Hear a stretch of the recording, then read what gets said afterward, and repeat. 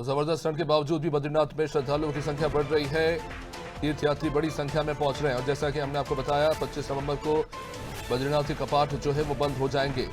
तो ऐसे में 5 दिन पहले पंच पूजा की शुरुआत भी होगी। तो बड़ी संख्या में श्रद्धालु पहुंच रहे हैं, काफी ज्यादा उत्साह। हमारे साथ हमारे सहयोगी इस वक्त जुड़े हुए सोनू।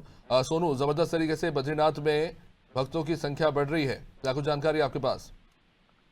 देखिए अभिषेक, चूंकि ठंड का कहर भी पर्वतीय क्षेत्रों में बढ़ने लगा है और ऐसे में जहां शीतलहर जो है वो आम जनजीवन प्रभावित कर रही है, तो वहीं ये जो बढ़ता ठंड का प्रकोप है, सर्दी का जो प्रकोप है, ये कहीं भी लोगों की आस्था पर भारी नहीं पड़ रहा है और आस्था कहीं ना कहीं इस ठंड के प्रकोप से प्रभावित नहीं हो रही है। चूंकि जैसे जैसे ठंड बढ़ रही है और जैसे जैसे जो शीतकाल के लिए कपाट बंद होने की प्रक्रिया है उसका समय नजदीक आ रहा है, वैसे वैसे श्रद्धालुओं की संख्या में भी काफी बढ़ोतरी हो रही है और हम इसको ये कह सकते हैं कि खासा जोश जो है वो भगवान के प्रति आस्था लोगों में नजर आ रही है और भक्त श्रद्धालु लगातार बड़ी संख्या में दर्शन करने के लिए, तीर्थाटन करने के लिए बद्रीनाथ धाम पहुंच रहे हैं। चूंकि 25 नवंबर को भगवान बद्री विशाल के शीतकाल के लिए कपाट बंद होंगे और इसके बाद फिर सरकार शीतकालीन यात्रा पर फोकस करना शुरू करेगी। तो ऐसे में जबकि यमुनोत्री, गंगोत्री, केदारनाथ धाम के कपाट पहले ही बंद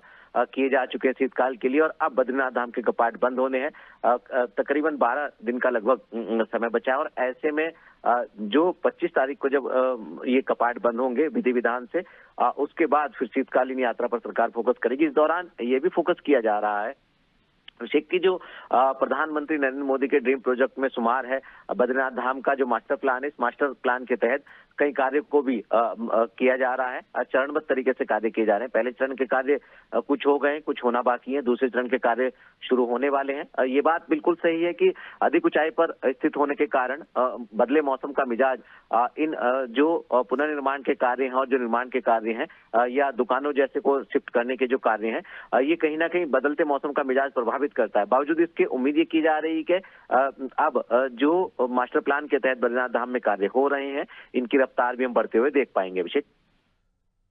निश्चित रूप से तो